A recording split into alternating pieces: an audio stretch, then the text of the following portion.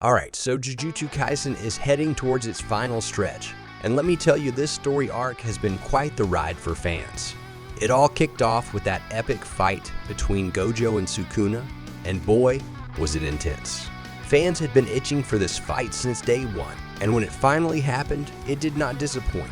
The author really pulled out all the stops, delivering an unforgettable battle that had fans on the edge of their seats.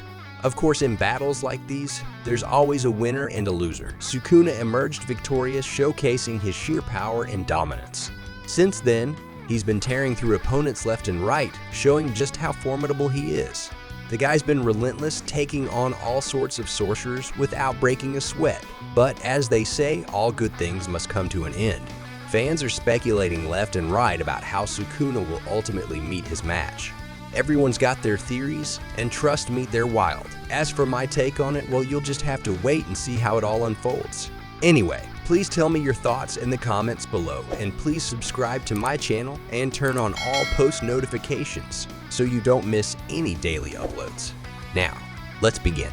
Alright, so in the latest chapters of Jujutsu Kaisen, there's been a pivotal moment involving Sukuna and Yuta. Fans were eagerly waiting for Yuta's return to the battlefield, which finally happened in chapter 260. Initially, there was confusion because when Sukuna was about to unleash his domain, it seemed like Gojo had returned. But it turned out that it was Yuta who had taken over Gojo's body. Even though it's Gojo's physical form, Yuta is the one calling the shots now, wielding all of Gojo's immense powers. His goal? To deal enough damage to Sukuna within 3 minutes so that Sukuna can't sustain his malevolent shrine. Now, Yuta's not on the same level as Gojo or Sukuna just yet, but facing a weakened Sukuna, he definitely has a chance to make a significant impact. As soon as Yuta entered the fray, he unleashed his own domain, Unlimited Void, while Sukuna countered with Malevolent Shrine. This led to a colossal clash of domains that fans were treated to. Yuta's strategy hinges on shrinking his domain to endure Sukuna's Malevolent Shrine for 3 crucial minutes. During this time, Yuta aims to inflict enough damage on Sukuna within his own domain to disrupt Sukuna's use of Malevolent Shrine. On the other hand, Sukuna's plan is to break through Unlimited Void's barrier and expand his domain even further to potentially wipe out everyone. The winner of this domain clash will gain a significant upper hand in the ongoing battle. Sukuna definitely has the advantage in terms of tools and abilities to handle Yuta. However, if Yuta can pull off a surprise move and inflict substantial damage with Unlimited Void, it could seriously weaken Sukuna. This would pave the way for TODO and YUJI to step in and finish the job, possibly putting an end to Sukuna once and for all. While Unlimited Void might land some serious blows on Sukuna, fans shouldn't expect it to be the end of the story. YUJI and TODO are on standby outside the domain, and they can't just sit back and watch. Especially YUJI. Being the series protagonist with a personal history with Sukuna, he won't stand aside and let someone else deliver the final blow. Once Unlimited Void has done its part, YUJI will undoubtedly step in to deliver more devastating attacks to further weaken the King of Curses.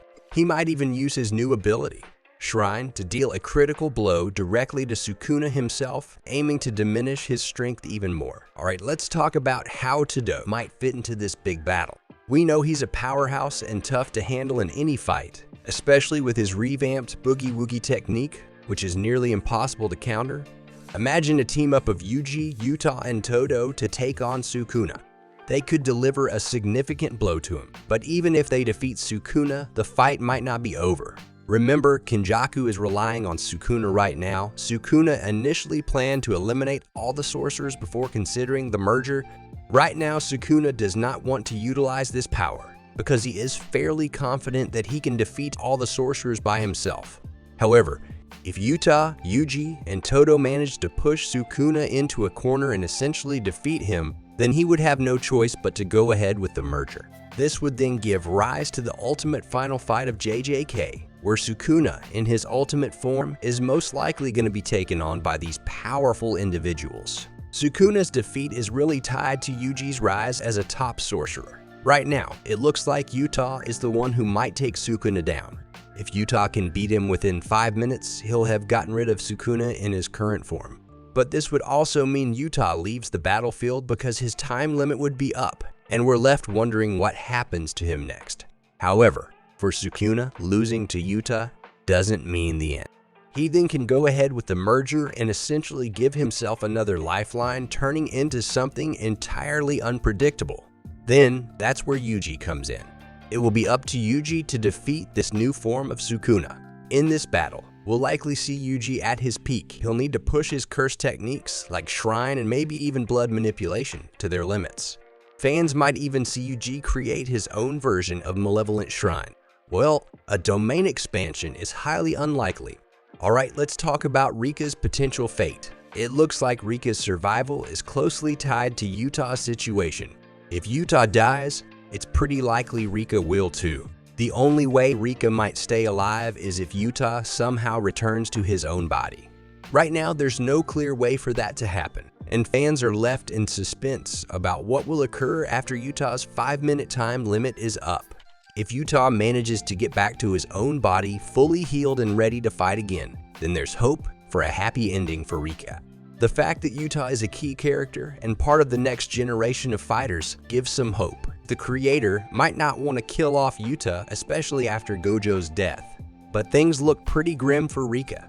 The odds of a happy ending for her and Yuta are slim. For Rika to continue her bond with Yuta, he needs to be back in his own body, as confirmed in the latest chapters. It seems unlikely that Yuta can use Rika's powers effectively while in Gojo's body.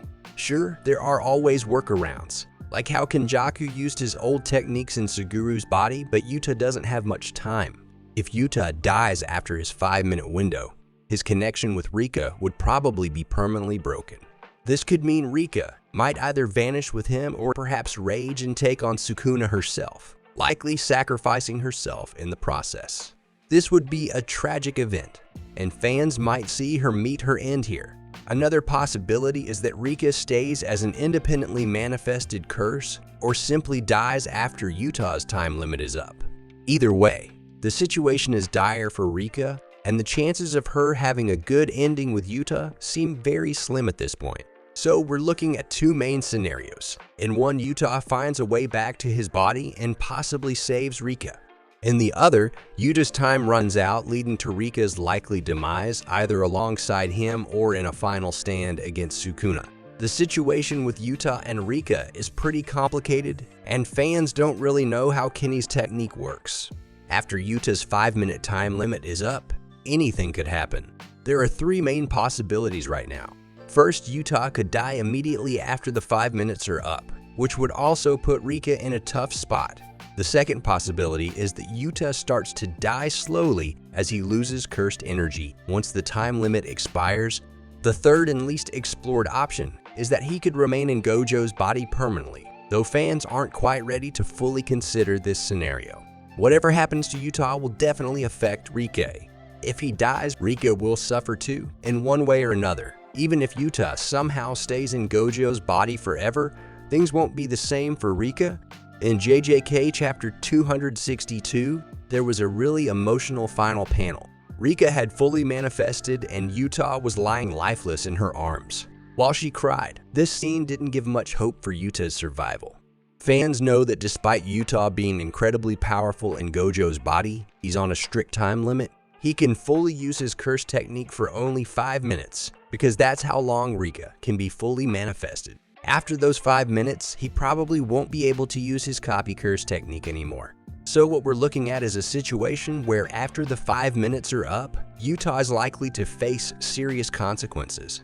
This puts Rika in a very precarious position because her fate is tied to Yuta's.